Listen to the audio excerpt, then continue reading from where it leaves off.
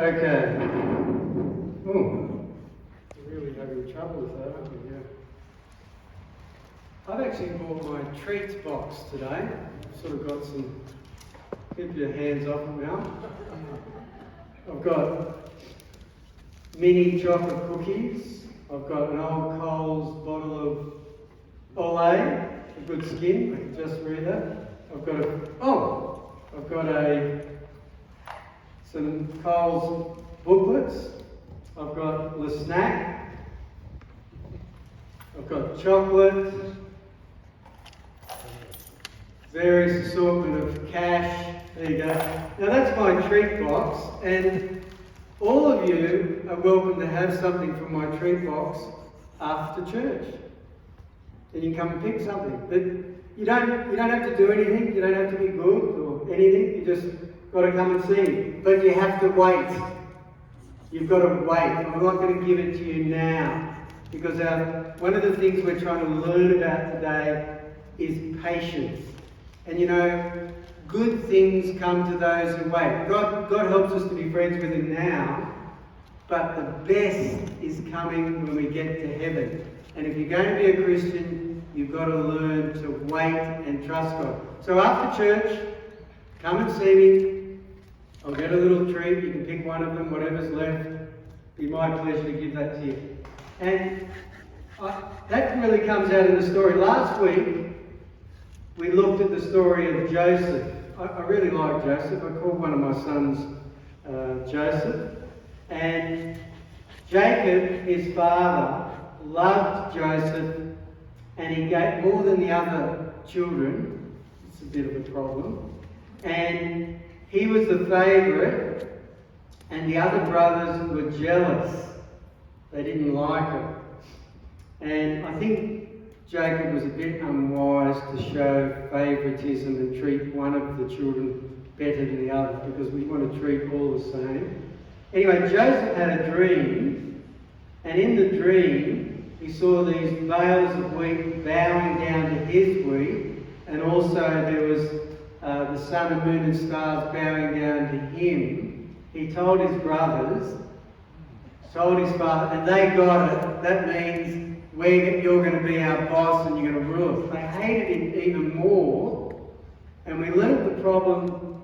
Actually, the big problem was not just that Jacob was silly and played favourites. They still had the problem of sin in their heart. Now, they did something terrible. Remember, we got to this part last week. They were jealous of Joseph. Mama. They sold him as a slave to some traders, and he went down to Egypt, and he went to the house of a guy called Potiphar. But you know, God helped him there. God helped Joseph in the house, and Potiphar trusted Joseph in everything. So things started to look up. You started to see God's blessing coming on Joseph. But something bad happened. Potiphar's wife did something terrible to Joseph. She lied, and she said to her husband, Joseph had done nothing wrong. She said to her husband, he's treated me badly. And Potiphar, this is really sad, had Joseph thrown in prison, even though Joseph had done nothing wrong. So I wonder what Joseph's thinking about this promise that he's going to be the ruler and everything's going to be his, and he's in prison. It's not looking good. He's got to wait. He's got to be patient. He's got to trust God through the good times and the bad times. Now, in prison, there were two men. There was a cupbearer. A cupbearer used to take the king or pharaoh the cup, and he'd taste it first to make sure there was no poison. And there was a baker. And they hadn't done their job well, apparently. And they were in prison. And they had dreams, and Joseph told the dreams, and the dreams came true. I won't tell you what happened to the poor baker, but the cupbearer got his job back, and Joseph said to him, remember me when you get to see Pharaoh. But he forgot. I wonder what Joseph was thinking about that dream. God had helped him to answer the dream. He wasn't going to really become the ruler over a place. It wasn't looking good. So he stayed in prison, but eventually Pharaoh had a dream, and in the dream he saw these things and he wondered what it meant. And then the cupbearer said, Pharaoh, I've forgotten, there's a man who can tell dreams. And Joseph came and was brought before Pharaoh. Pharaoh said, can you tell the dreams? And it was really nice. He said, I can't tell them, but God can tell the dreams.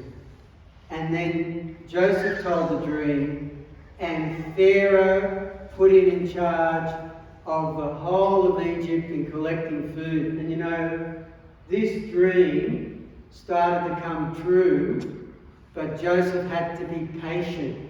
He had to wait. And boys and girls, if you're going to follow God, you're going to have to be patient and wait. Sometimes things are hard, sometimes they're good, but in the end, God's plan comes to pass. So let me read you a scripture.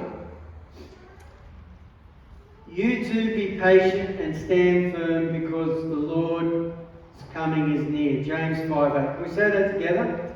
You too be patient and stand firm because the Lord's coming is near. James 5:8. Anyone want to have a go? Quick go? Charlotte, off you go. Do you want to look at it or do you want to say it without looking at it? You look at it, good choice. Could you hold the microphone, please? Good. Hold on. You two be patient and stand firm because the Lord's coming is near. James chapter 5, verse 8. Well done. You do know we are training leaders in all souls, no matter what age. These are leaders in the making. Thank you, you've all been wonderful. There's the goodie box. You've got to be you've got to wait, you've got to be patient. Come and see me after church. Let me pray for you. Dear God, we all need to be patient and wait. We love our children, Lord. Bless them and help them to know that they can trust you and they can be patient. Amen. I think they're